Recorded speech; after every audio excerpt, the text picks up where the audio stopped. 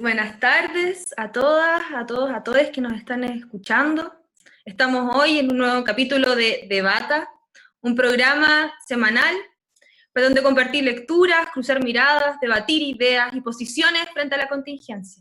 Un programa feminista, una tribuna compartida para encontrarnos desde nuestras diferencias, pero también desde nuestros deseos, desde nuestras rabias, desde los desvelos que tenemos y frente a este contexto político, social, de este país y del mundo, ¿no? De esta crisis permanente en la que nos enfrentamos hoy. Queremos hablar de todo eso, de la vida entera. Queremos discutir harto, no para estar de acuerdo siempre, sino para pensar y realizar junto a más invitadas e invitados los horizontes, estrategias y tácticas del movimiento feminista hoy. Estamos en Debata, un programa radial para el debate feminista. En esta nueva sesión tengo el agrado de presentar a mis compañeras panelistas, a Francisca Pérez, psicoanalista, feminista, integrante de la Casa La Morada y también, por supuesto, de la radio Tierra, y es también parte de la Asamblea Feminista Plurinacional. Y junto con ella, a la también querida Kena Lorenzini, y con un pañuelo verde muy vistoso y brillante, reportera gráfica feminista. Gracias, Javi, por la presentación. Y nos falta, por supuesto, nuestra tercera panelista de siempre, Javiera Mansi. Ella es socióloga y es vocera también de la coordinadora 8M. Y estamos las tres de siempre, como todos los jueves desde hace ya unas semanas, en nuestra cita Debata para debatir de feminismo, como decía la Javi, pero también en bata. Vamos a tener que hacer uno de estos días, no sé qué les parece, pero uno de estos días tenemos que hacer un programa en bata.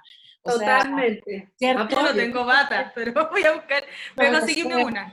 Lo merecemos, eso, no, vamos a producirnos las batas, pero sí, porque son tiempos de debate y son tiempos también de preparación de uno de los debates más importantes, si no el más importante en las últimas décadas, que es nuestro debate constitucional, pero que nos impone también la tarea de pensar nuestra historia, nuestra memoria, no como algo del pasado, no como algo que terminó de ocurrir, sino que como aquello que nos sigue determinando también hoy día, en cada una de nuestras reflexiones y en cada una de las disputas que tenemos al frente. Lo pienso antes de decir esa palabra, pero esa es la verdad, o sea, no sé si es la verdad, pero es la manera que me parece más precisa de decirlo. Hoy día enfrentamos un debate, pero también una disputa respecto al país que queremos construir. Y bueno, queremos comenzar hoy día con una invitada muy, muy especial, a quien le agradecemos especialmente, además, acompañarnos hoy día. Ella es Lelia Pérez Valdés. Hola, Lelia.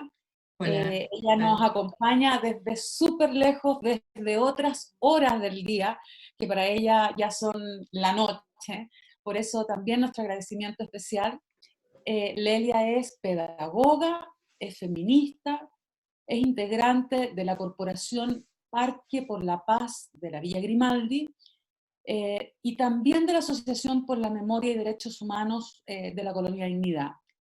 Pero además también es sobreviviente de campos de concentración, en particular del Estadio Chile y de la Villa Grimaldi, y de todo eso que es historia, que es memoria, pero que también es nuestra vida de hoy, de los próximos meses, que queremos conversar con ella. Antes de empezar, queremos invitarles a ver un video. Y se producen ahí una serie de interacciones muy, muy interesantes entre nosotras. Cómo fuimos enfrentando esa situación. O sea, yo hice lo mismo que hicieron conmigo, de recibir a la persona, contarle dónde estaban, ubicarla espacialmente, darle también la información de que guardias eran abusadores, por lo tanto si te decían que te daban un permiso extra para salir al baño, no había que salir con esos guardias. Estaba todo el tema del cuidado cuando llegaba una compañera después de la tortura. Manteníamos un paño húmedo, por ejemplo, lo colocábamos en el abdomen, y se producía algo, dábamos un tremendo salto, pero dejaba de estar temblando y tiritando, como que se concentraba la electricidad. Yo no tengo idea, pero te digo que el efecto era al final como muy relajador. Así que, por ejemplo, ese tipo de cuidado, ¿no? Eh, el tema de cantar, por ejemplo. Cada una se sabía una canción y le enseñaba a la otra una canción. Nos contábamos historias. Ahora esto era al lado de una sala de tortura.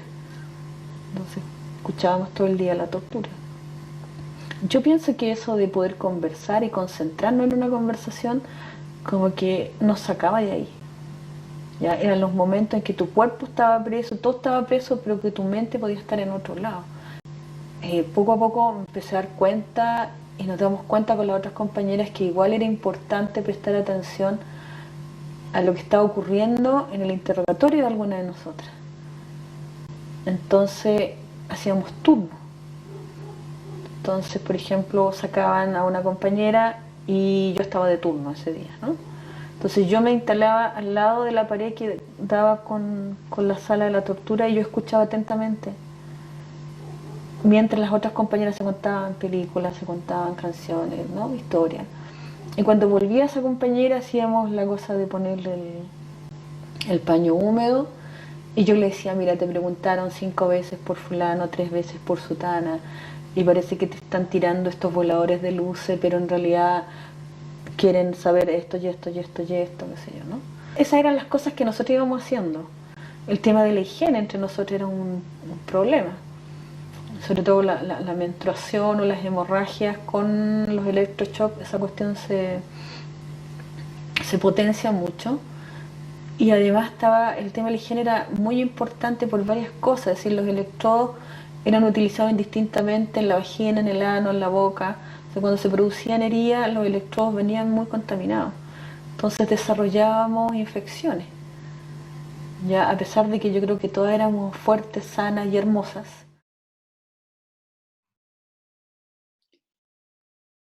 Muchas gracias de nuevo, Lelia, por estar con nosotras y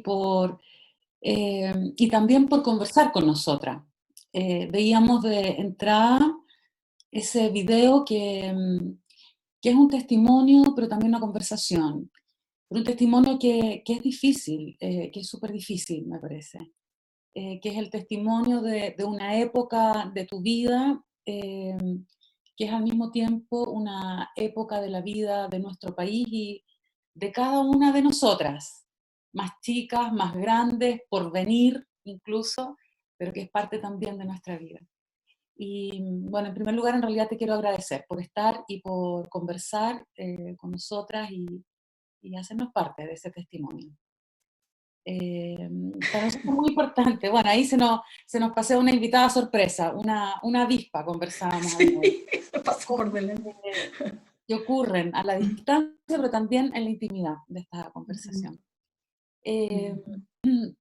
Nos pareció muy importante que estuvieras acá con nosotras hoy día, justamente porque estamos haciendo las cuentas con la historia, conversando de la historia por venir también. Y también porque tú has tomado una iniciativa que me parece muy importante, que es la de establecer además una querella, es decir, una demanda de justicia penal, criminal, en fin, eh, lo voy a decir así, de un tipo que ha sido, o de una forma que ha sido muy poco conocida en nuestro país. Lo hemos conversado en otras sesiones de debata, aun cuando en general nuestro país tiene una deuda muy importante con los derechos humanos, que no se salda de ninguna manera con los informes que se han hecho hasta ahora. Existe, yo diría, una deuda mucho más compleja, difícil e inconmensurable con las mujeres que además fueron víctimas de violencia sexual en contextos de tortura. Y también se trata de una situación que ha sido muy difícil hablar, decir, que ni siquiera fue considerada en los inicios al momento de recoger los registros, los testimonios, como si no se tratara de una forma específica de terror. Y bueno, y todo eso hace un tema súper delicado, así que por eso quiero agradecerte nuevamente, y me gustaría invitarte a que nos cuentes en qué estás, cómo has ido viviendo este proceso. Me gusta mucho además nombrarte como pedagoga y como feminista. Supongo que también esa identidad y esa toma de posición tiene que ver con esta historia, con este proceso. Y bueno, nos gustaría que nos contaras un poco, pues, cómo has ido escribiendo esta parte y todas las partes de tu historia. Buenas noches, o bueno, buenas tardes, no sé cómo está por ahí, por acá. Sí, acá Buenas son como noches. las 7, sí. Ya, aquí son como las 12. Bueno,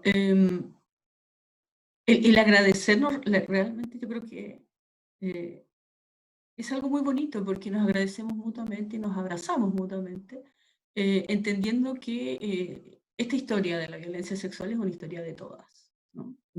Y que así, yo creo que no hay mujer que no haya vivido en algún momento algún grado de acoso o algún grado de violencia o de transgresión en términos de lo que ella quiere o no quiere, ¿no? En relación a su cuerpo. Eh, Así es que esta es una historia de todas. Y como todas las historias de las mujeres, nosotras somos siempre un paso más. Yo soy un paso más de lo que otras dieron antes, ¿no? Es decir, en nuestro país, en relación a la violencia sexual, terrorismo de Estado, hay otros antecedentes. De hecho lo tiene, por ejemplo, la Corporación Humana había interpuesto una querella también por violencia sexual, en el que está Patricia Herrera. La Pati en ese sentido fue como una de las primeras que sale hablando directamente del tema en relación a la violencia sexual.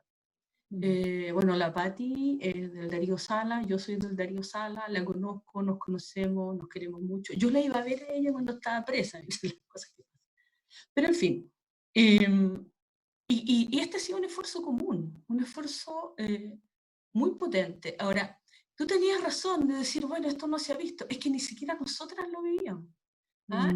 Aquí hay una historia de las personas sobrevivientes en que siempre nuestra primera opción fue la denuncia y el testimonio de aquellas compañeras y compañeros que habían sido asesinados o que estaban desaparecidos, desaparecidas. Es decir, ese fue nuestro primer paso, ¿no? Y nuestra primera como obligación ética, el testimoniar por ellos y por ellos. Y pasa mucho tiempo, y de hecho, por ejemplo, lo da cuenta en los mismos informes, es decir, el informe RETIG que trabaja sobre el tema de la desaparición y la ejecución, es tempranamente en los 90, y el informe sobre prisión política y tortura es muy posterior, en el gobierno del presidente Lago.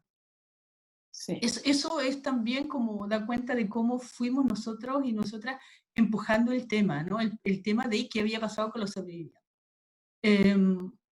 Bueno, hay muchas cosas en este sentido que se podría hacer, pero cuando empezamos a hablar del tema de la tortura, tampoco nosotras, o sea, pusimos, y en algunos casos se denunció el tema de la tortura. Hay testimonios, por ejemplo, de compañeras que fueron tempranamente a la vicaría a decir, bueno, sí, me violaron. Le dije, no, pero ¿cómo va a poner eso? ¿Cómo va a poner eso? No sé, como no sé, o sea, no por cuidar. Entonces, ¿qué ocurre? ¿Por qué pasa con nosotras, las sobrevivientes, que nos hace dar este paso? Porque no es mi paso solamente, sino que es un paso colectivo. Y tiene que ver con las movilizaciones que hay en el año 2006, en el año 2011, y el abuso que se va generando en las estaciones de policía con las niñas. Y fue así una cosa que nos provocó una reacción visceral, es decir, no, esto siempre estamos hablando del nunca más, y esto está volviendo a pasar en nuestras niñas, qué sé yo. Nuestras niñas, ¿no? Nuestras niñas, ¿no? Y en ese momento, yo estaba en la directiva de la Villa Grimaldi en ese momento, en el año 2013, y la presidenta de la corporación, la Margarita Romero, tenía mucha más visión, ¿no? En ese sentido, y con ella impulsamos actividades en conjunto. Impulsamos, por ejemplo, en junio del 2013, una actividad en conjunto con Humanas, esto se hizo en el Museo de la Memoria, ya estaba la Jimena Zavala del INDH en ese momento, estaba una compañera del ILAS, ¿no? Y se hizo un trabajo conjunto con nuestras hermanas argentinas. Las compañeras argentinas llevaban ya un tiempo importante en esta pelea de configurar el delito de violencia política sexual como diferente de la tortura. Ese era el punto. Y ellas dieron en ese punto, sí, directamente, y en esa oportunidad, me acuerdo de esa actividad, presentaron ellas el video que se llamaba Campo de Batalla, Cuerpo de Mujer. Es decir, ¿qué nombre, no? O sea, ¿qué nombre? Porque ese ha sido como el gran trofeo. Los japoneses en China, los nazis, por ejemplo, en Suecia, cuando embarazaron a las mujeres porque eran arias, no sé, siempre, ¿no? Los soviéticos cuando llegan y pasan por Berlín y violaron a cuanta mujer alemana era porque eran mujeres. Es decir, por todos lados, ya el trofeo va siendo el cuerpo de la mujer, ¿no? Y lo que pasó en la guerra de los Balcanes, ¿no? Es decir, bueno, pasó y siguió pasando y siguió pasando. Incluso si vamos a la historia de nuestro continente, digamos. Es decir, y fíjate, bueno, quisiera también contar que en esa reunión que tuvimos, en que se trató este tema, estaba la Rebeca Godoy, ¿no? Las más viejas nos acordamos de la Rebeca, ¿no? Y cantó esa canción, Resistiré, con mucha fuerza, ¿no? Como era ella. Y vino además un juez argentino con una postura muy interesante en la que él decía, bueno, de acuerdo, si se establece, por ejemplo, que en la ESMA, ¿no? se torturó, y viene una persona que fue prisionera allí, no tiene que someterse, digamos, a tener que testimoniar, a tener que ir al servicio médico legal, como ocurre con nosotros. Si nosotros pusimos una querella por tortura primero, eso fue en el año, a los principios de 2003, una cosa así, y nos envían al servicio médico legal. Esa es la forma, ¿no? Llegamos al servicio médico legal, yo llego al servicio médico legal y el médico me dice, ¿y usted tiene un certificado? Perdón, le digo yo. Pues yo pensé, realmente dije, bueno, ¿es facho o es facho o tonto? O sea, en realidad dije otra cosa. Y yo le dije, oiga, ¿sabe que Krasnov no da certificado? Y me dice, ¿y no puede ir a buscar uno? Y dije, definitivamente este hueón, ¿no? Pero no lo era. Bueno, y así empezó, así, y me sometió entonces a medirme con una regla aquí y allá, etcétera, ¿no? Así como, fue una situación extraña, ¿no? Ese era el mecanismo, ¿ya? Estoy hablando del 2003 de una querella por tortura. Ahora quisiera referirme... Estos años que habían pasado de la violencia sexual como método de tortura, te mandan al médico legal a hacerte medidas físicas. En ese momento no estaba concebido el tema como violencia sexual, ¿ya? Porque fíjate, violencia sexual te mandan al médico legal. Es el procedimiento. Ese es el procedimiento cuando se hace una acusación. Sí, pero habían pasado 30 años. Sí, pero que son dos cosas. Una, es muy importante lo que dice la Lelia, que yo creo que es un gran tema. La violencia sexual como forma de tortura no estaba diferenciada de otras formas de tortura. No, de acuerdo. Por lo tanto, ni siquiera se registraba, ni siquiera cuando alguien decía, yo además fui sometida a violencia sexual, ni siquiera se registraba. Eso es una cosa. Acuerdo, pero quiero saber por qué era el médico legal. Porque toda violación o violencia sexual es derivada, ahora han cambiado levemente los procedimientos. 30 años después. 30 años después. O sea, yo fui parte de una investigación cuando estaba haciendo mi práctica profesional hace décadas, no vamos a decir cuántas, pero mucho tiempo, y hacíamos turnos de 24 horas en el Instituto Médico Legal.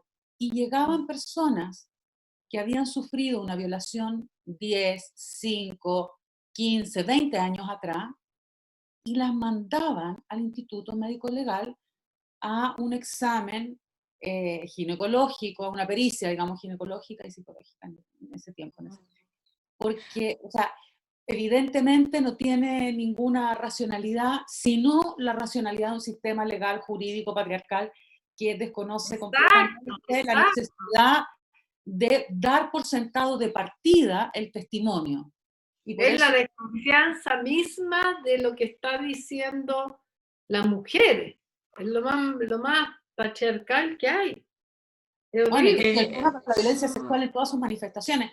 Por eso es tan importante, me parece, lo que plantea este juez argentino, o sea, Sí, cómo exactamente. darle validez a esta experiencia, dándole validez en primer lugar al testimonio y sin tener que someter a una segunda transgresión y vulneración, digamos. Eso para todas las personas que hacen una denuncia sobre algún ataque físico, no solamente sexual, físico, la ley ordena que vaya a ver. Pero allá no solamente te ve un médico, sino que también psiquiatras y psicólogos que evalúan, digamos, si tú tienes estrés postraumático, que sería una manera también de probar que tú pasaste por tortura, en este caso, ¿no? Entonces, lo que les comentaba, el año 2011, como que todas entramos en un estado así de, otra vez, ¿no?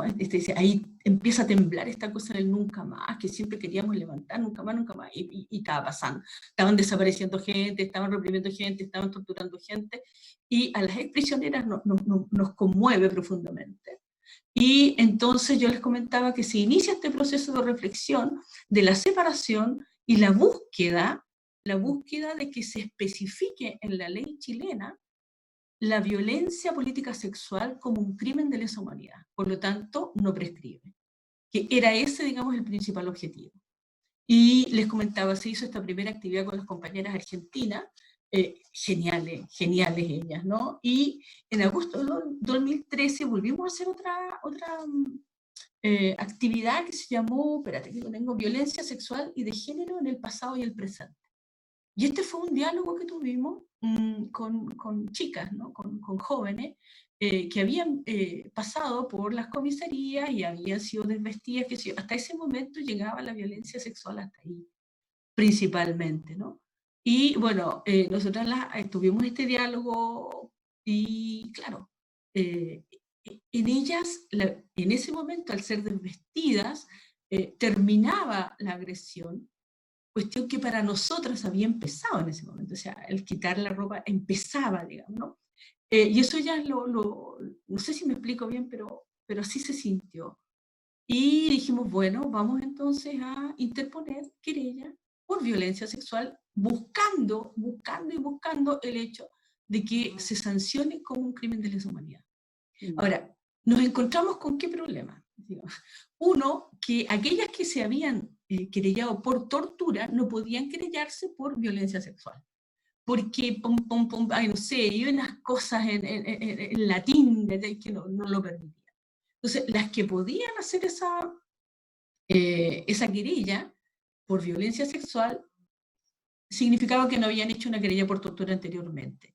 Entonces, desde este nuevo empuje, hay 4 compañeras que inician este proceso, por eso yo les decía, si yo continúo lo que las otras empezaron, la Pati ya lo había hecho, creo que Carmen Gloria también, y está Nora, una compañera que había sido detenida en Villa Grimaldi por muy poco tiempo, y en ese poco tiempo fue violada. Está la Alejandra González, que pasó por la venda de Irán con los plátanos, que le dicen venda sexy, que yo detesto ese nombre. Luego está también la Sole, la Soledad Castillo, que a su vez es abogada, y ahora es mi abogada también. Y Nieves, la Nieves Aire, que estuvo en Texas. Y se interpone esta querella y comienza entonces esta pelea, ¿no? Y ¿qué cosas vivimos? Vivimos, por ejemplo, una entrevista en una radio, que ya ni recuerdo muy bien qué es, llegamos allá, y la secretaria o la persona que nos recibe llama por teléfono a quienes iban a entrevistar, o sea, a los periodistas, y se turba y dice, bueno, llegaron las violadas. Estoy así como, Puta. Okay, puta madre. Ya, te respiremos, bueno, sigamos, porque ¿cómo se trata este tema? Es decir, llegaron las violadas, ¿sabes? Vienen las violadas, te fijas, era como... Yo quería hacer una pequeña precisión además, es decir, nosotras pudimos colocar una querella por violencia sexual cuando hubo violación, ¿no? Pero, por ejemplo, en mi caso, que yo en Villa Grimaldi fui objeto de, me provocaron un aborto, como se lo hicieron también a la Cecilia Botay y a otras compañeras, eso no se considera violencia política sexual.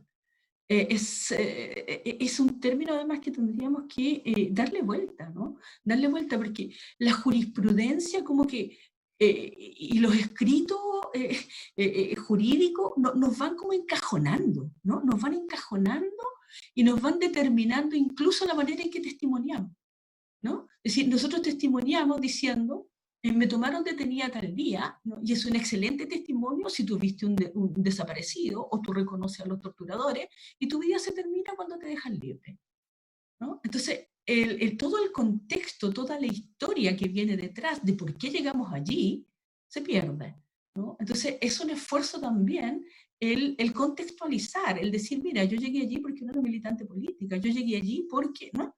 Yo creo que es fundamental el empezar a tener nuestros propios marcos, nuestras propias formas de cómo vamos a asumir esta memoria, ¿no? Y el marco jurídico yo creo que hay que transgredirlo, o sea, hay que pasarlo, ¿ya? O sea, si los abogados de derechos humanos se hubieran ajustado, por ejemplo, a lo que decía la ley chilena, nunca se hubiera logrado nada, ¿no? Porque eran casos que ya habían pasado y estaban listos.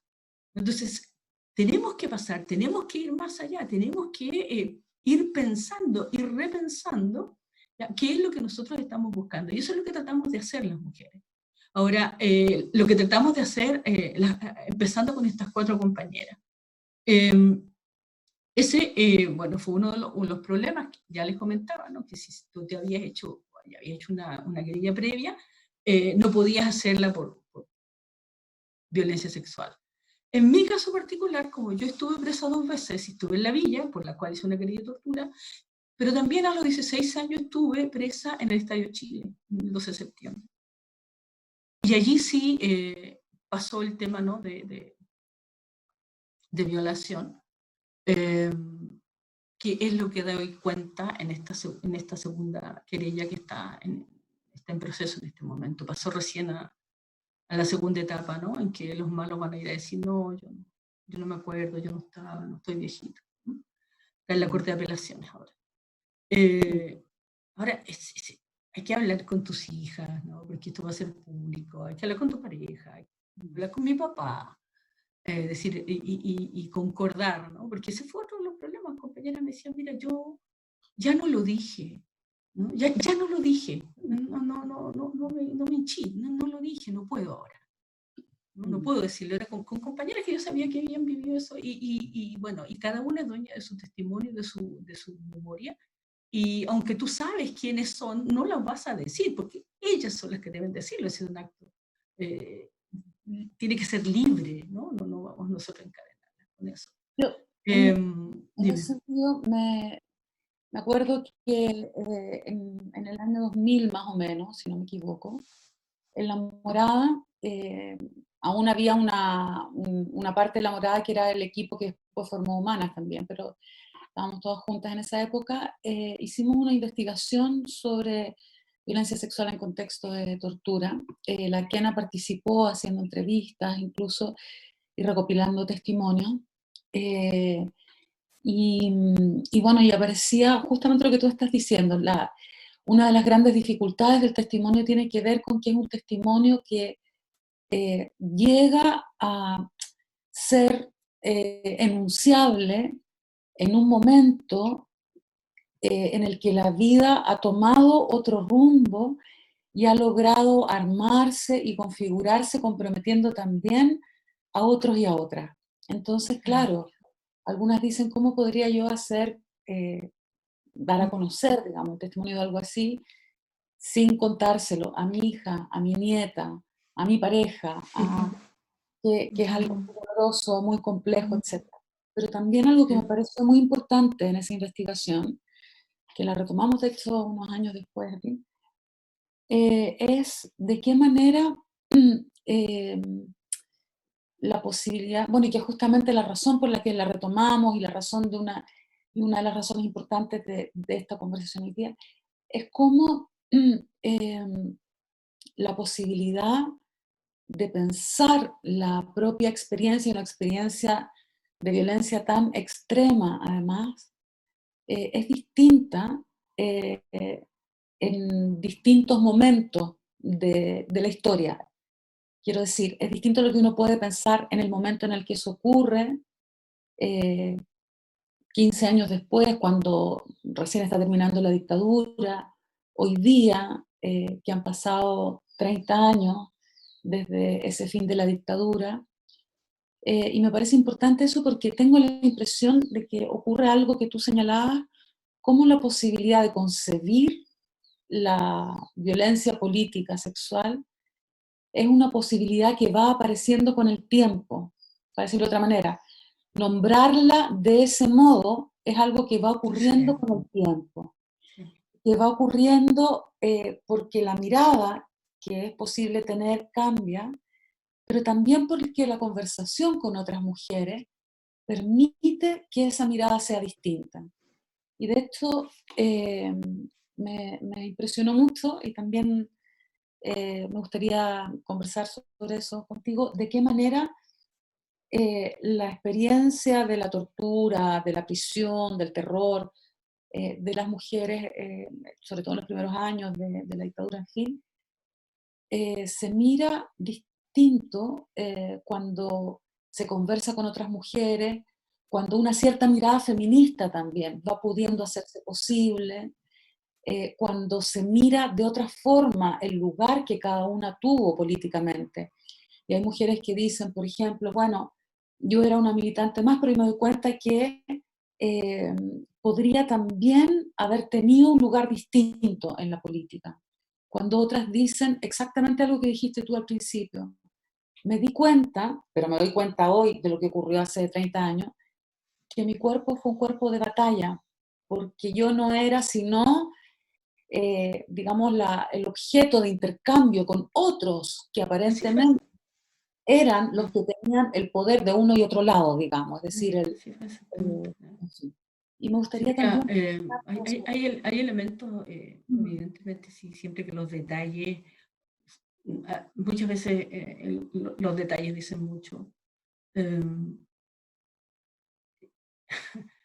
Bueno, el hecho de la violencia sexual, por ejemplo, llamaban a los compañeros para que vieran. Es decir, daba lo mismo. O sea, el tema era de los milicos mostrarle a los varones, ¿ya?, que lo que podían hacer con sus mujeres, con mujeres de ellos, ¿no?, con las putas de ellos, ¿no? O sea, ese era el llamado que ellos tenían. No, mira lo que hago ¿no?, con una de tus putas, o con una de tus mujeres. Que a mí de ninguna manera me ofende, ¿no? Por el contrario, que me hayan llamado puta, no. Es más, tengo una maravillosa experiencia con las trabajadoras sexuales, porque cuando yo salgo del Estadio Chile, que salí con una ropa que no era mía, esto es Bascuñán, donde está el Estadio Chile, del frente está la calle Maipú, donde había una serie de prostíbulos, y las que se acercaron a mí y me ayudaron fueron las trabajadoras sexuales de allí, así es que...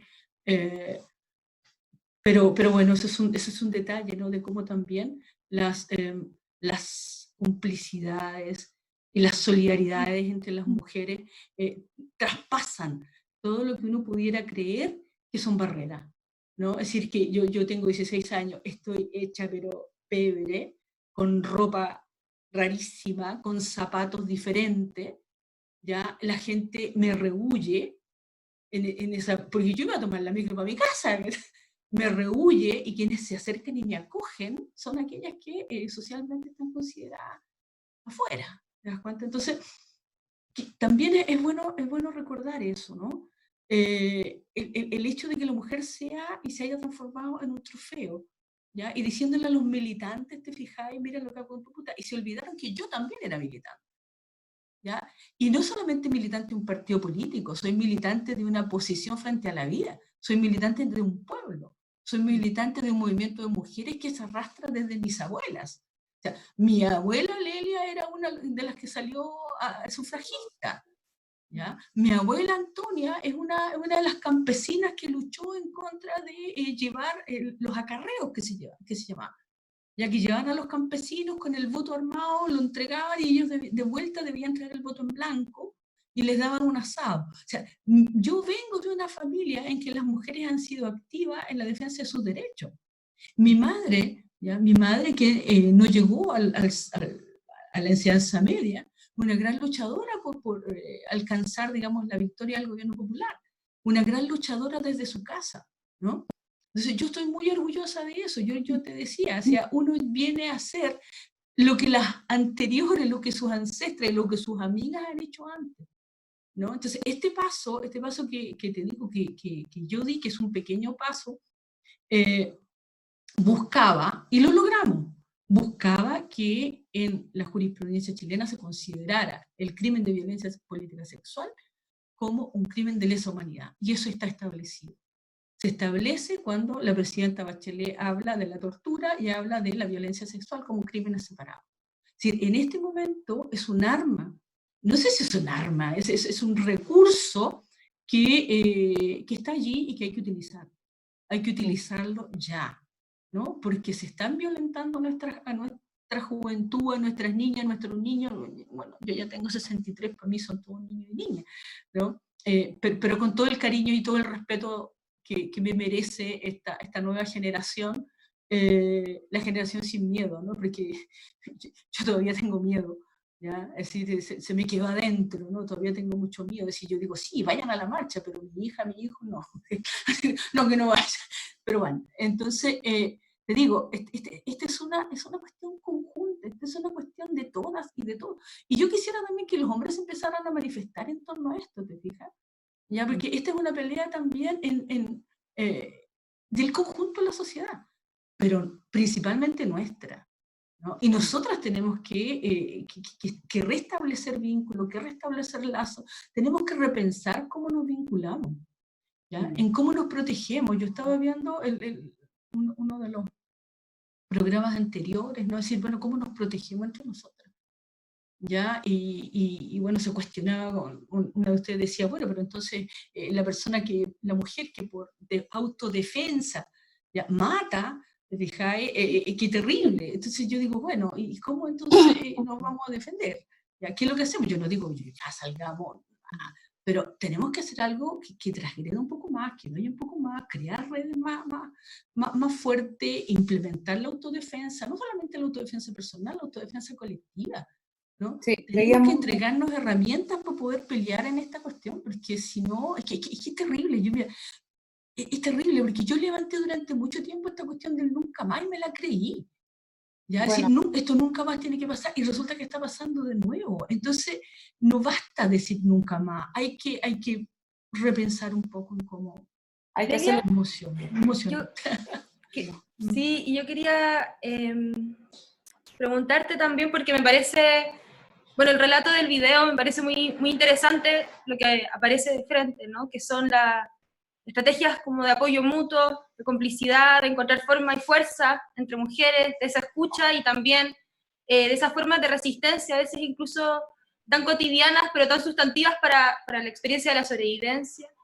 Y me parece también tan interesante esto que cuentas de cómo se activa en un momento esta necesidad de reconocimiento de la violencia política sexual a raíz también de ver justamente que ese relato del nunca más nunca fue, ¿no? Y cuando empezaron a ver a secundarias que están siendo acosadas, que están viviendo experiencias de violencia política, sexual en las comisarías, que están siendo desnudadas, que están viviendo todo tipo de abusos. Y me parece también como muy, muy poderosa esa figura, ¿no? Yo conocí mucho de esta historia a través de Beatriz Batachao, del colectivo de mujeres sobrevivientes siempre resistentes, ¿no? Y en esa clave de una lucha que siempre fue contra la impunidad, ¿no? Y contra una impunidad que veíamos muy presente, y que yo me gustaría preguntarte cómo la ves tú en el contexto también de este año, ya casi, ¿no? Como desde el 18 de octubre, cómo este relato no solo se resquebraja, este relato del nunca más, y cómo se aparece tan evidentemente esta cultura de la impunidad, sino también cómo son los cuerpos de las mujeres los que aparecen, ¿cierto?, como este campo de batalla, y cómo también, y creo que eso es muy, muy relevante, desde una posición de no querer nunca más ser víctimas, ¿no? Como, me parece que lo que está puesto ahí es como una figura de mujeres que salen a la primera línea contra la violencia policial, contra la violencia sexual, sin duda estrategias como las de las tesis, que fueron tan significativas para poner y relevar esto a lo largo del mundo. Solo quizás como preguntarte cómo ves esta memoria de lucha que se hace tan presente, que heredamos, pero que está tan activa, y cómo experimentaste tú también esto, este año también de revuelta. Mira, se generalizó el término revuelta. Y bueno, yo en realidad hablo de la ocupación soberana del pueblo chileno del espacio público, ¿no? Es más largo que revuelta, pero me gusta más, ¿no? Realmente un acto de soberanía, ¿no? De ocupar el espacio público en donde nos reencontramos. Yo estaba en Chile en ese momento. Y fui al llamado de las tesis de la tercera edad, allá al Estadio Nacional, en que nos demoramos muchísimo en poder como llegar a lo que al final fue maravilloso. Habían un montón de chiquillas jóvenes, ¿no?, que nos miraban, y le dije, oye, ¿saben qué, cabrita? Cuando vamos en la segunda estrofa, a mí ya se me olvidó la primera, así que no se enoje con nosotras. Y justamente en ese momento, fíjate, cuando vamos a ese llamado, había salido la sentencia en primera instancia por la querella por violencia sexual en el Estadio Chile. Entonces, tú comprenderás que a mí me llamaron mis abogados, Irán y la Sole, y me cuentan esto, me dicen, mira, qué sé yo, y se reconoce la violencia sexual como un crimen diferente al de la tortura. Son muchas cosas las que me pasaron, ¿eh? Porque, bueno, yo trabajo mucho con el tema del lenguaje, y el lenguaje cotidiano no tiene nada que ver con el lenguaje jurídico, ¿ya? Entonces, la presentación, por ejemplo, de la querella, habla del concurso ideal de la tortura y la violencia sexual. El concurso ideal. Entonces yo decía, ¿pero qué estás diciendo? No, pero es que es un término jurídico, me dice, porque... y me tratan de explicar, y dije, mira, mejor no me expliques nada. Entonces, ese concurso ideal entre la tortura y la violación, lo dejé un poco de lado, que me dolía ese lenguaje. Fue muy curioso, porque yo llego a la oficina y ahí como que me abrazan, se reconoció la violencia sexual, y yo lo único que quería era llorar. Yo lo único que quería decir, ya está, terminemos con esto, por favor. ¿Ya? Y me sentí así como muy, no sé, como sobrepasada, ¿no? Con toda esa situación. Y empieza esta cosa de las tesis, y voy a eso, y estoy en medio también de 15.000 mujeres que estamos diciendo, el violador eres tú, estamos señalando a los responsables, y la verdad es que sentí una reparación que venía de mis hermanas, ¿no?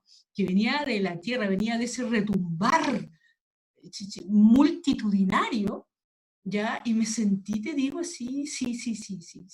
El violador son eso y nosotros estamos acá.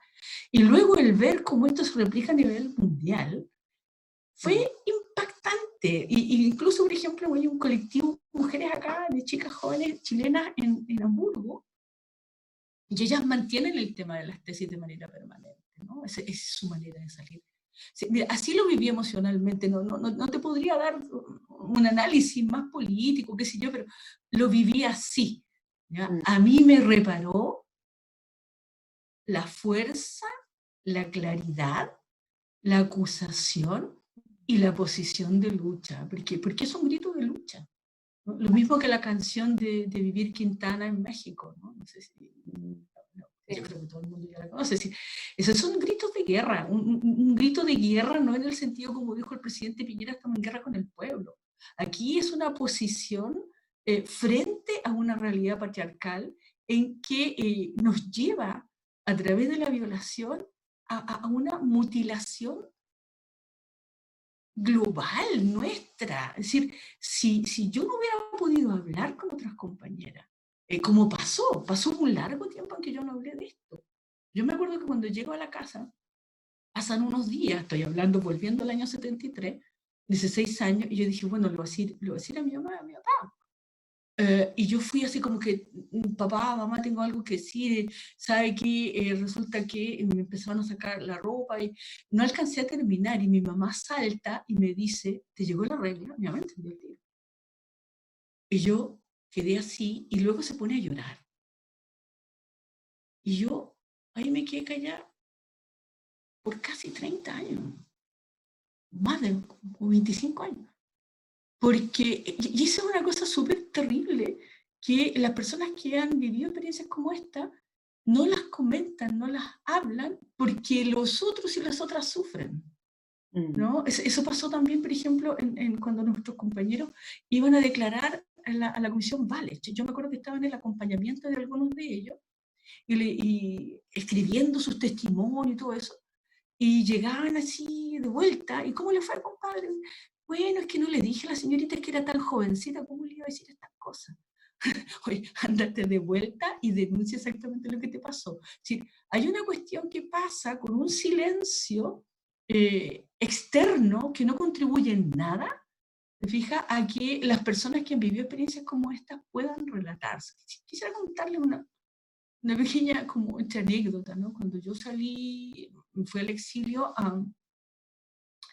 a Venezuela, tuve un exilio dorado y un sol maravilloso.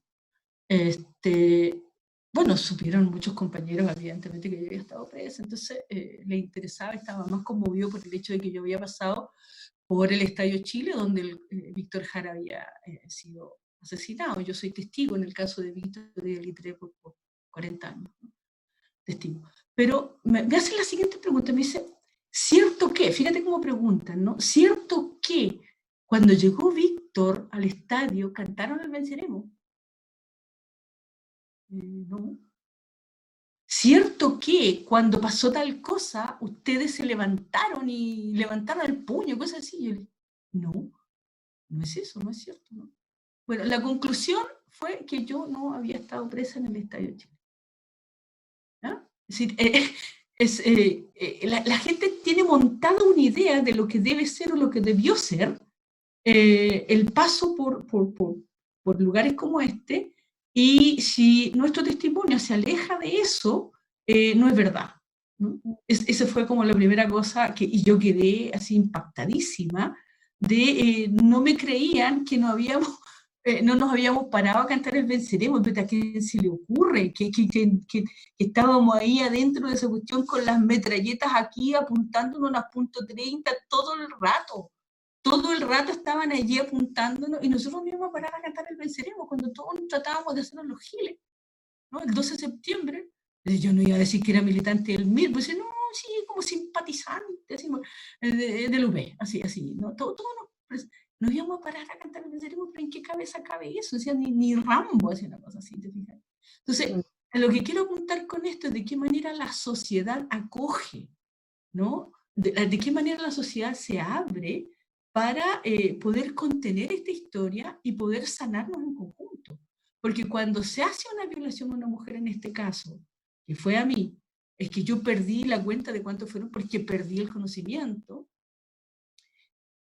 no es solamente una agresión que se está haciendo en contra mía. Es decir, el golpe de Estado no se hizo para violar a la Lelia, ¿no? El golpe de Estado se hizo para frenar un movimiento popular en ascenso. Y eso se hace, ¿no es cierto?, aniquilando a quienes sostenían ese proceso y ese planteamiento, ¿no? Por eso es tan importante entender que la tortura, que la violencia política sexual es un continuo y es hacia toda la sociedad, hacia todas aquellas personas que quieran o que estén en una posición de cambio o de lucha. Es una amenaza constante y permanente lo que les va a pasar, porque fíjense lo que le podemos decir a esto. El elemento del terror se va alimentando así. Y por eso mismo es tan importante el poder hablar entre nosotras, que es lo que tú decías, ¿no? El poder contenernos. O sea, yo empecé a sacar la voz, te digo, 25 años después de esta experiencia, porque mi mamá se había puesto a llorar, porque mi papá sufría. ¿Ya? Es tan importante, Lelio, porque justamente, como dices tú, por una parte, es lo que permite que quizás una generación tan distinta como la generación de las tesis logre denunciar desde otro lugar ese crimen, esa vulneración tremenda, de una manera que no solo es más reparatoria, sino que también más colectiva, y que es justamente lo que la hace reparatoria. Pero también me parece súper importante lo que tú dices. Acá no es una cuestión solo individual, yo creo que es también individual, porque Sí, también. evidentemente tu dolor, tu vida, son tuyas y nadie puede devolverte todas las otras vidas que pudieron haber sido, digamos. Pero es algo que no es solo individual, o sea, que es también eh, el registro de esa violencia que impide, y no solo impide, sino que frena, desbarata, como dices tú, un proceso político tan importante como el de la Unidad Popular. Y que vuelve de manera gravísima, curiosamente, hoy día, que estamos en otro momento y en otro proceso también tremendamente crucial. Y volvemos a encontrar a las niñas como tú, a las jóvenes, de nuevo violadas por los mismos representantes de las mismas instituciones de hace décadas, digamos. O sea, un poco, Pancha, yo siento que a mí lo que más me ha como dado vuelta todo este rato es el tema de que el nunca más fue lo que gatilló que ustedes, Lelia, hicieran un montón de acciones. Es decir, pucha, dijimos nunca más y esto está volviendo a pasar. Es decir, ese nunca más que uno repite y repite y repite, está pasándole otra vez a las chicas y nosotras somos responsables de que no sea nunca más. Por lo tanto, es la hora en que nosotras tenemos que testimoniar para que esto efectivamente se sepa, porque en la medida de que la historia en Chile no se ha contado, la historia la contaron los vencedores y por lo tanto ya sabemos que en los años 90 se hizo un esfuerzo tremendo para que no se hablara de la dictadura y menos de lo que le había pasado a la gente. O sea, se hizo un informe Rettig, rapidito, después vino Vale, todo rapidito, pero de la verdad no se supo nada. Entonces, muy interesante que ustedes agarren ese nunca más diciendo, bueno, somos responsables nosotras de que el nunca más no se repita y la única manera de que no se repita es que la verdad aflore. Es decir, todo lo de la dictadura ha estado súper silenciado, especialmente lo que le pasó a las mujeres en materia de violación de derechos humanos y la violencia sexual como método de tortura. A mí me tocó hacer entrevistas de la que contaba la Pancha, y la mayoría de las mujeres que yo entrevisté nunca le habían contado a nadie y eran cosas tremendas. Y muchas estaban en ese momento, estoy hablando del 2004 por ahí, estaban enfermas de cáncer, 2005 por ahí, estaban enfermas de cáncer. O sea, hay una historia que es importante, que se sepa toda la historia de la dictadura cívico-militar para que el nunca más no sea solo una consigna. Para que podamos sostener ese nunca más. Exactamente, para poder sostener nunca más. Yo creo que en ese sentido, Lelia, cuando te agradezco, también te agradezco por las niñas y por las jóvenes de hoy día. Porque yo creo que si hoy día, desde el 18 de octubre hasta ahora, hasta el inicio de la pandemia, qué sé yo, en fin, hemos podido saber de la violencia sexual con la que se ha violentado a las chicas, en fin, de los gravísimos niveles de terror, de fuerza que pasan también por la violencia sexual, si lo hemos podido saber también es gracias a ese testimonio, es gracias a la posibilidad que han abierto ustedes con su voz, con su escritura, con su palabra, digamos, y que permite hoy día que la alumna de 16 años pueda decir, sosteniéndose en esa historia, como cuando tú dices, me sostengo en mi madre, en mi abuela que fue sufragista. Sí. Bueno, ellas también se sostienen en ti y nos sostenemos, digamos, entre todas para poder decirlo hoy para poder seguir escribiendo esta historia. Lelia, perdón, quiero agradecerte mucho, pero quiero además mandarte algunos de los montones de saludos que te han enviado por acá. En primer lugar, Renca de Pie te manda muchos saludos, muchos abrazos, también a la morada. Ruth González Valdés, un abrazo grande para... Mi primita que me iba a ver a la cana. Y que la seguía la Dina y ella tenía 8 años. Bueno, Beatriz Pérez Valdés, un abrazote. ¿Quién será, no? Yo soy Pérez Valdés. ¿Quién será? Tengo toda mi familia. Sí, pero bueno, ahí están presentes. Camila Navarro, también, muchos abrazos. María Claudia Lorenzini, qué testimonio, dice ella. Mi hermana. Tu hermana. Y Teresa Valdés, un abrazo grande para ti. Sí. Así que, bueno, queremos de nuevo agradecerte mucho por estar acá. Y vamos a despedirte con otro pequeño video. ¿Hay algo más que quieras decir para...? Sí, bueno, yo quisiera como hacer una breve reflexión en relación al tema de la memoria, ¿no? La diferencia que hay en testimoniar y en hacer memoria, a mi juicio, ¿no?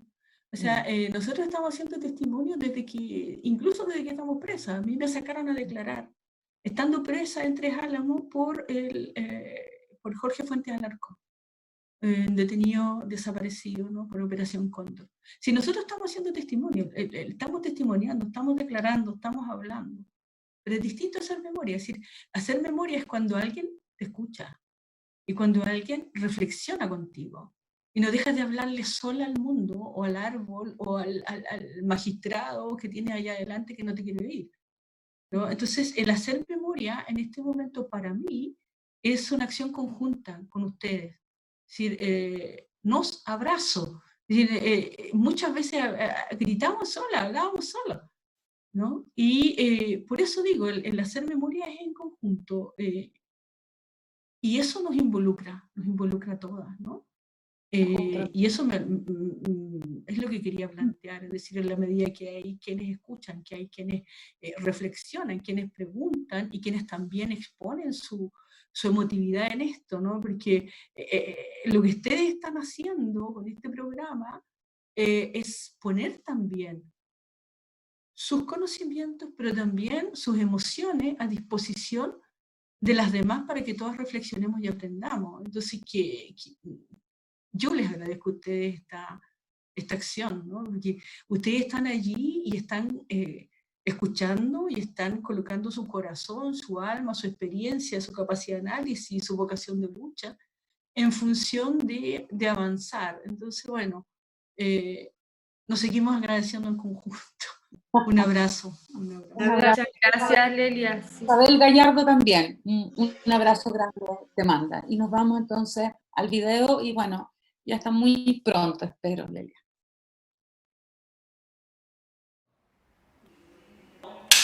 Soy Beto Rodríguez Gallardo. Mi padre, mi madre, mis tíos y mi abuelo fueron asesinados durante la dictadura de Pinochet el 19 de noviembre del año 75 en Villa Grimaldi. Fueron torturados y luego sus cuerpos fueron llevados a los cerros de Rinconada de Maipú, en donde hicieron un montaje comunicacional para ocultar su asesinato. Mi nombre es Daniela Miranda Pérez, soy hija de Víctor y Lelia, ambos sobrevivientes de Villa Grimaldi y el Estadio Chile. En 1973, tras el golpe de Estado, mi madre fue llevada hasta el Estadio Chile, donde fue sometida a toda clase de vejaciones y torturas. En el año 1973, mi madre era menor de edad, tenía 16 años. Mi nombre es Pablo Villagra, soy hijo de José Villagra Astudillo, detenido desaparecido desde el 15 de julio del año 74. La última vez que se le vio a mi padre fue en Londres 38. Mi padre fue dirigente sindical y miembro del movimiento de pobladores revolucionarios. Mi nombre es Carlos Maureira Navarrete. Mi papá, mi abuelo y 3 de mis tíos fueron asesinados. Mis familiares fueron detenidos un 7 de octubre de 1973, en donde Carabineros de Chile allanó sus hogares violentamente, obligando a los hermanos menores a esconderse bajo la cama a golpes, buscando armas que nunca encontraron. Sus cuerpos y los de otros campesinos de la zona de Isla de Maipo fueron encontrados 5 años después, enterrados en las minas de cal de los hornos de Lonquén, convirtiéndose en el primer caso de osamentas que demostraron los horrores de la dictadura. Cada vez que pienso en mi madre Catalina, en cómo fue encontrada sin sus ojos, productos de las torturas en Villa Grimaldi, recuerdo también a Nabila Rifo, quien fue cruelmente torturada por su pareja. Cuando pienso en los crímenes cometidos contra mi madre, no puedo dejar de vincularlo con las situaciones que viven hoy las estudiantes de los liceos que son detenidas por carabineros y carabineras de Chile y son también sometidas a vejaciones en las comisarías. El caso de mi padre como un detenido desaparecido me recuerda a José Buenante, joven desaparecido por carabineros el año 2005, en la época en que el presidente era Ricardo Lagos. Actualmente, Carabineros de Chile sigue ocupando los mismos métodos de represión, sobre todo con el pueblo mapuche. Los niños mapuches deben ver cómo sus hogares son violentados constantemente. Los crímenes de lesa humanidad no son un tema del pasado. Las violaciones a los derechos humanos no son problemas de ayer, son problemas de hoy. Sin verdad, sin justicia y sin castigo, Nosotros no olvidamos, no perdonamos y no nos reconciliamos.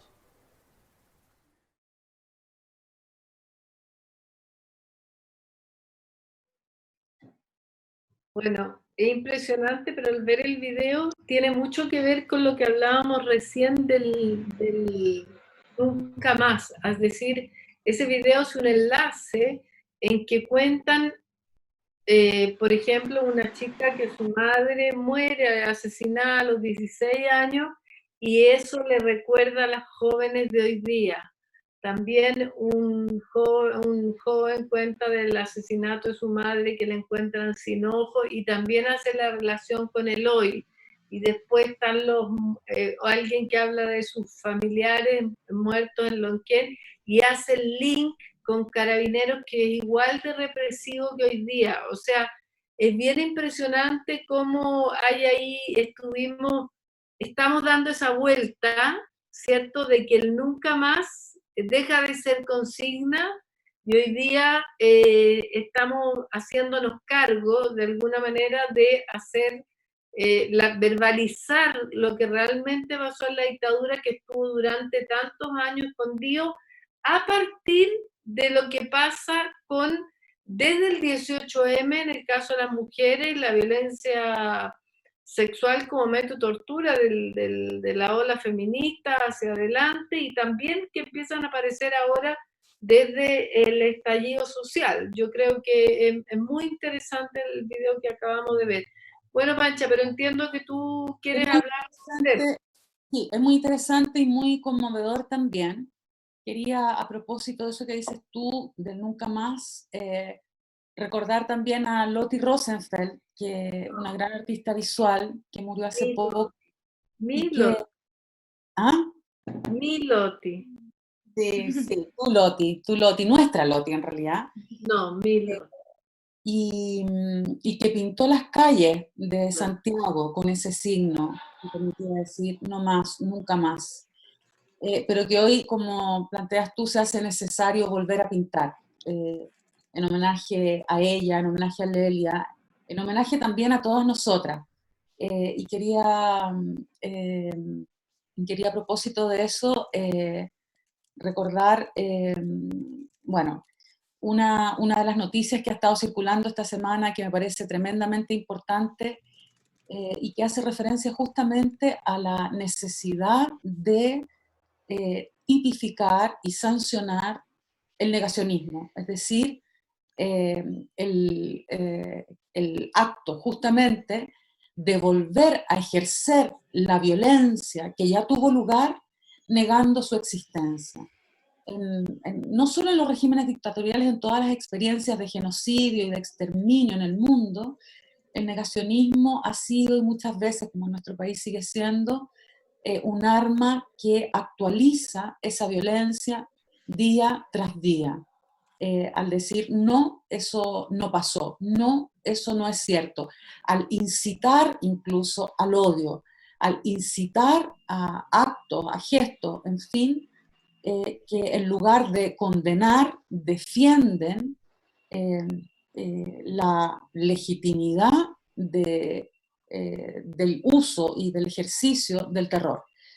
Hay un proyecto en ese sentido muy importante que fue presentado en primera instancia por Carmen Hertz y que fue ya despachado al Senado y tipificado como delito. Me parece que, por supuesto que eso no resuelve nada, o no resuelve todo, pero es un primer paso fundamental para la construcción de la memoria, como decía Lelia. Es el testimonio, pero es también la memoria que es fundamental e indispensable construir entre todos y todas. Y el primer paso para eso, me parece, es poder dar el lugar que corresponde al negacionismo. No hay otra manera de poder escribir colectivamente esta historia y de dar los pasos que necesitamos dar a continuación y en este momento. Tú también, Javi, querías comentar algo a propósito. Sí, y sobre lo mismo, ¿no? Como de cómo entendemos la lucha contra el negacionismo en todos los espacios que habitamos, ¿no? Cómo comprendemos también esta presencia que a veces hace suya un discurso abiertamente negacionista, abiertamente fascista, abiertamente homofóbico, abiertamente de odio, ¿no? Discursos de odio que empiezan a tomar una presencia, que empiezan a mediatizarse. Me parece que esta estrategia, como tantas otras que hemos librado en los últimos años, son fundamentales para decir, bueno, como decíamos, para decir no más, ¿no? Y para poner también, y no dar ningún espacio, ni un centímetro que habilite un lugar que no es un problema de libertad de expresión, como van a querer decir los detractores de esta ley.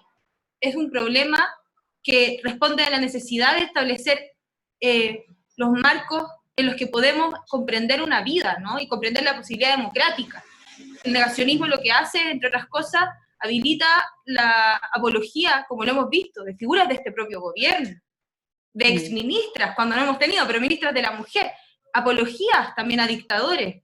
Eso también lo podemos comprender como parte de una cultura negacionista, como es también en la negación a la violación de los derechos humanos en dictadura y en la actualidad. Entonces, me parece muy, muy relevante esta ley, pero también cómo podemos asumir también la lucha contra el negacionismo, ¿cierto? Como en todos los espacios, me parece que el feminismo hoy tiene un lugar muy importante en poder combatir, ¿cierto? Este avance de los fundamentalismos, el avance de sectores de la ultraderecha, que hoy, bueno, sobre todo lo hemos visto también tomando lugar detrás de, no sé, de sectores como fueron los del paro patronal de los camiones, de sectores como detrás del mundo del rechazo, etcétera, pero que son hoy día una lucha muy central, me parece.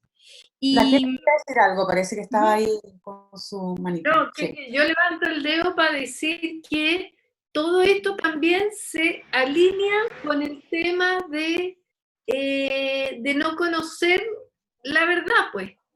O sea, de que los vencedores, en vez de haber sido nosotros, que terminamos ya después de 10 años de Elwin, digamos, de alguna manera logramos sacar a los senadores designados, logramos sacar a Pinochet del Senado, en fin, logramos armar una democracia con una dictadura, constitución que ahora la vamos a cambiar, pero me refiero que ya después de 10 años podríamos hablar de que echamos un sistema democrático, aunque fuera binominal, pero un sistema democrático no tutelado, eso es lo que quiero decir.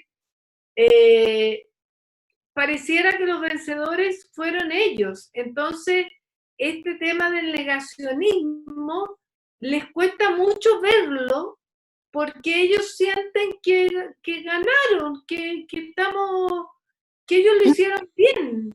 Pero Tena, perdona que te interrumpa, pero yo no estoy de acuerdo con que esta democracia haya dejado de ser tutelada, que es una mala palabra, pero bueno, ni estoy de acuerdo con que sea raro que ellos piensen que ganaron. O sea, piensa que hay condenados por vulneraciones gravísimas, De acuerdo, que pero han ellos ocupado cargos públicos y que hoy día sigue... ¿por qué si no lo dirían si no están convencidos de que ellos son los vencedores? Entonces, por eso es tan importante la ley, porque de alguna manera esa ley va a permitir que aflore más la verdad. Porque cuando alguien diga algo, va a tener que aflorar la verdad, para decirle por qué no puede negarla, porque aquí está la verdad. Aquí está. Va a tener que demostrarla, porque va a haber una ley que se le va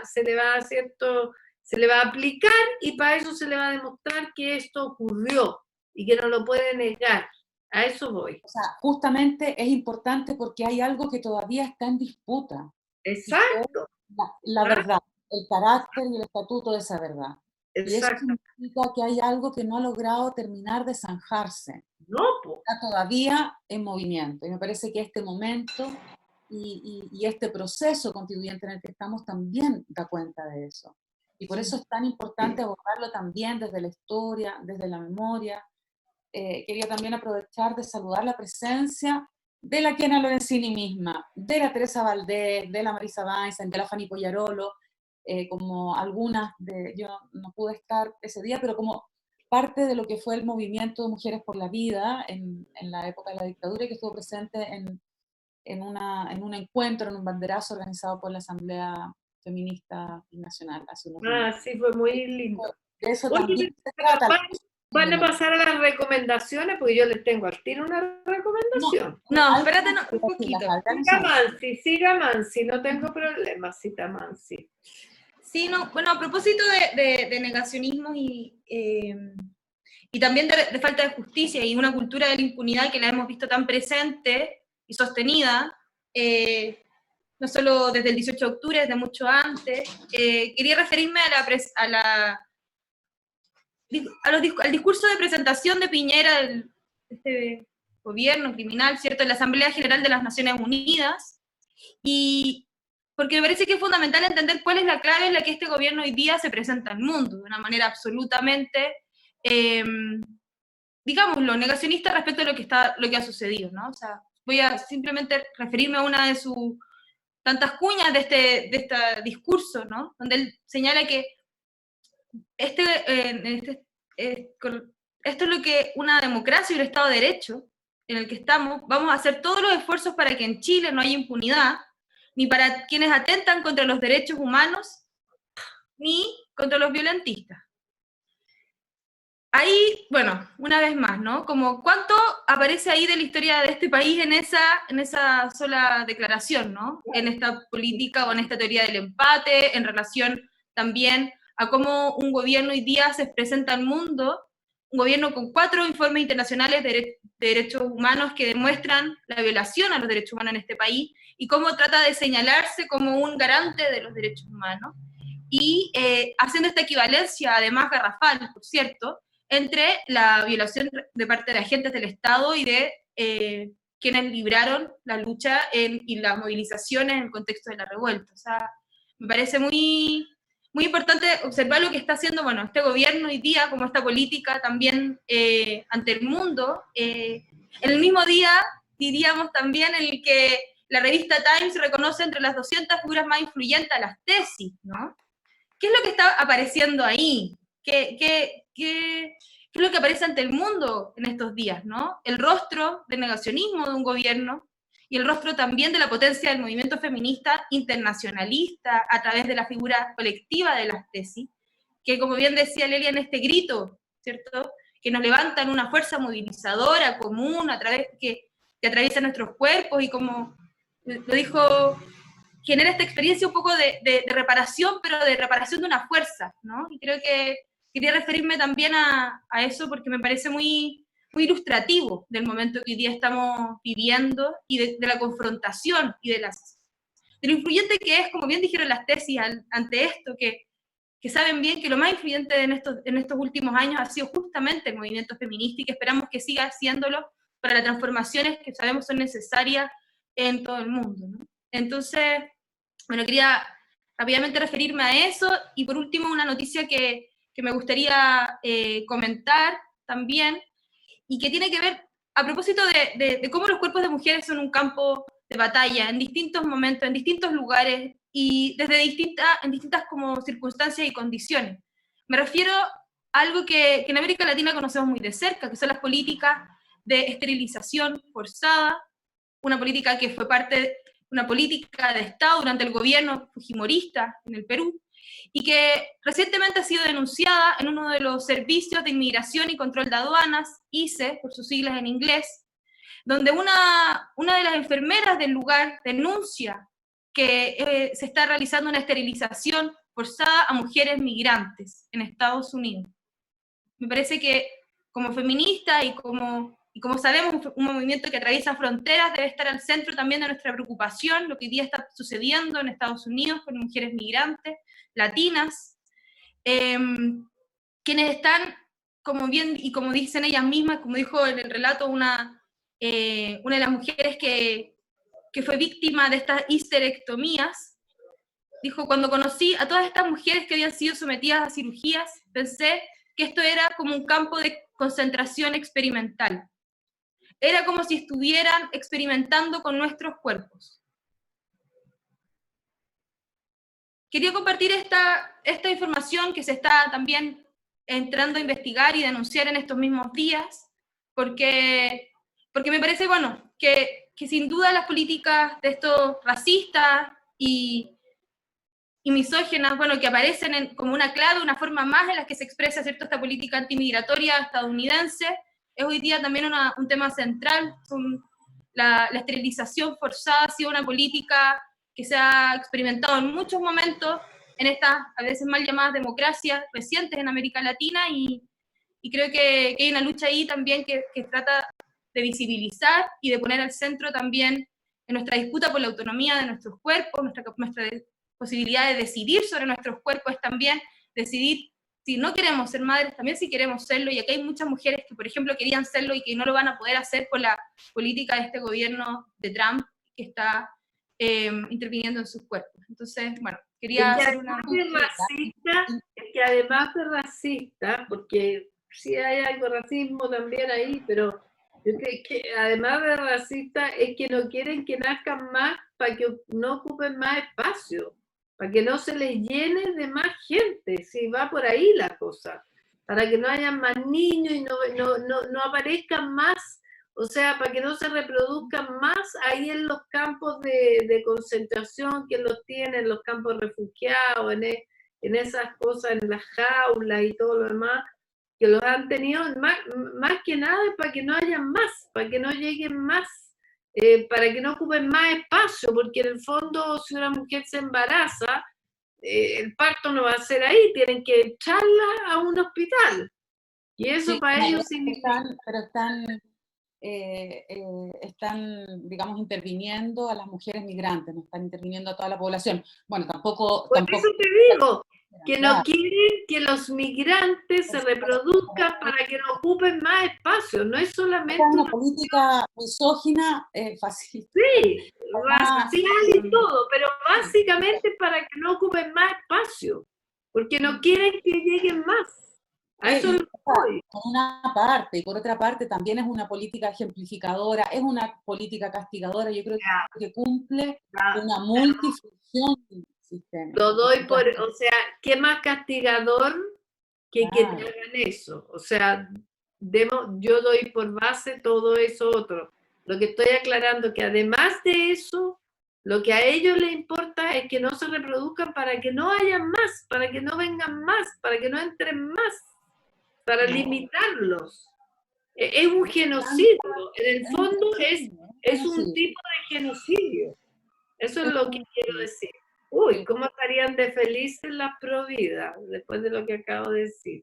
O sea, pero es un genocidio directamente sobre seres humanos vivos, además. Ahora, no es necesario irse a Estados Unidos, también en Chile veíamos en las noticias esta semana, una matrona da cuenta de cómo muchísimas mujeres que deberían estar protegidas por la ley que despenaliza el aborto en 3 causales han tenido, sin embargo, que utilizar métodos antiquísimos y tremendamente riesgosos como las hierbas, etcétera, para enfrentar abortos que no han logrado gestionar en el sistema público. En ese sentido, claro, está A 3 años de la ley IVE. todo La ley IVE, interrupción voluntaria del embarazo para nuestras auditoras y auditores. Sí, pero quiero decir, está todas esas otras escenas que desde la oscuridad, digamos, nos han acompañado en el transcurso de esta crisis sanitaria, económica, social, política, en fin. Vamos a ir con la recomendación, pero antes quiero, ¿sí? Si podía decir una cosita que son los mismos personajes, ¿no?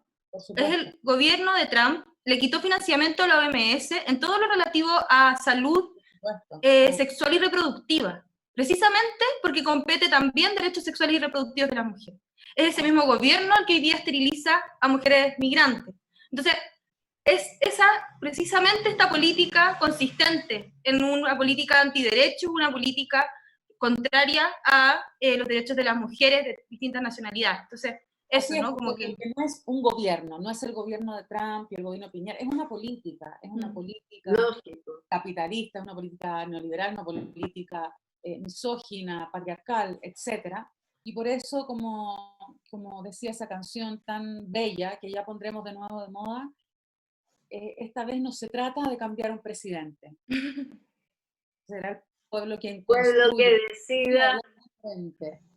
Así que bueno, pero antes de ir a las recomendaciones, quería decir que han llegado más saludos de Roxana Alvarado, gracias por el espacio de memoria, excelente programa, de Beatriz Pérez, gracias a la morada, un espacio para la verdad, de Herminda del Carmen González, saludos a todas las compas del panel, en especial a Kena, Isabel Gallardo, no al negacionismo, Vero también comenta, querer que no nazcan más es una gota del problema, es una forma de control y dominación.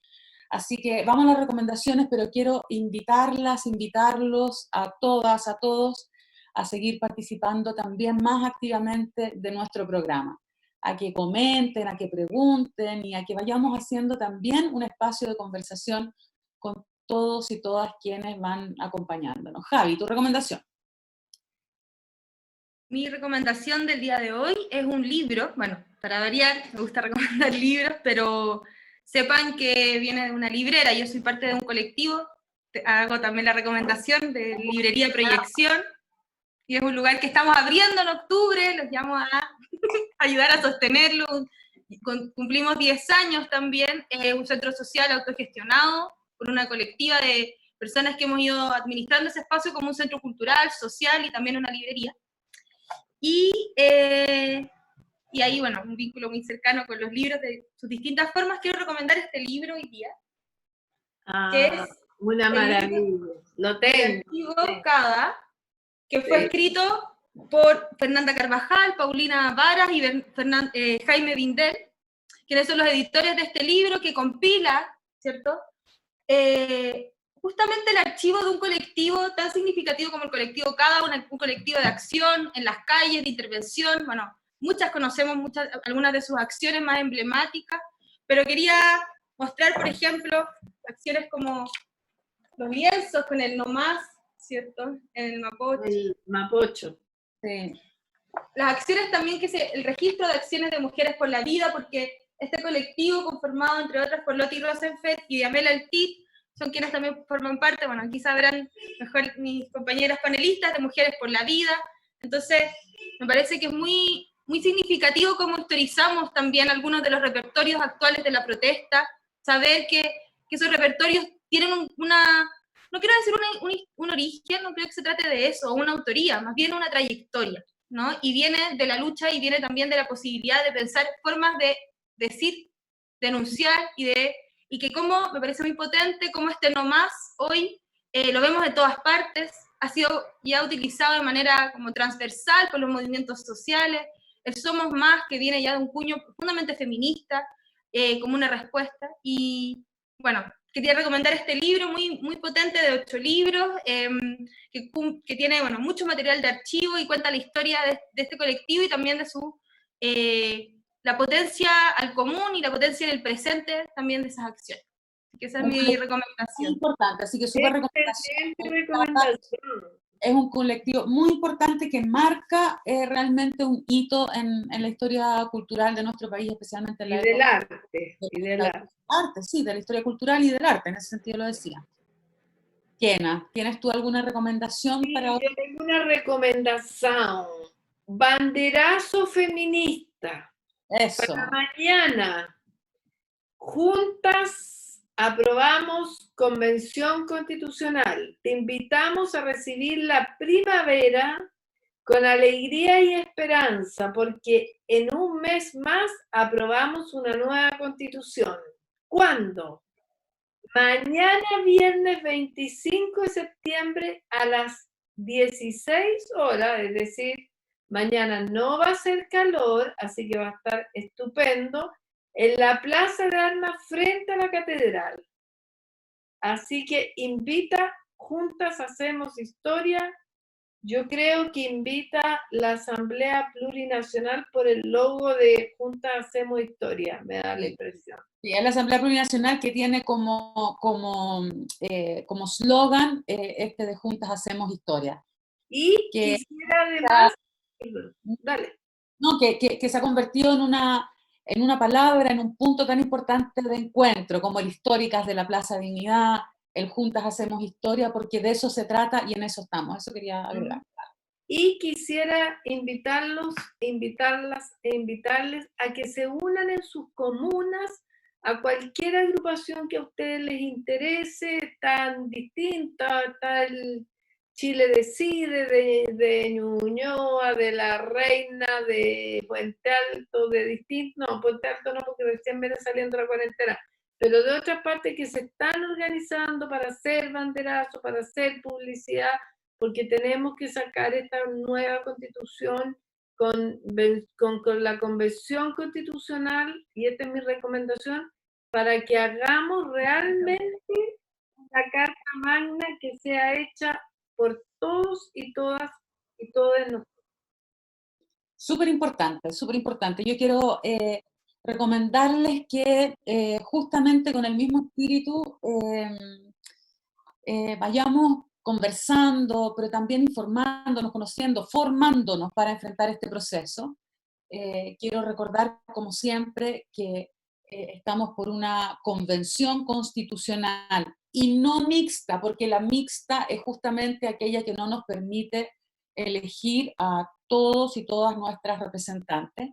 Y quiero recomendar los cursos sobre el proceso constituyente que hay en la Universidad Abierta de Recoleta y también en la Universidad de Chile, uchile.cl, uar.cl, que ponen a nuestra disposición, pequeños cursos, pequeños manuales, en fin, para ir formándonos, conversando, discutiendo en conjunto. Así que bueno, quedamos en eso, quedamos en encontrarnos en nuestros barrios, en nuestros territorios, en todas partes, para defender y construir este proceso constituyente día a día. Y quedamos sobre todo encontrarnos el próximo jueves, como siempre, a las 7 en este Debata. Debata a las 7. Nos vemos.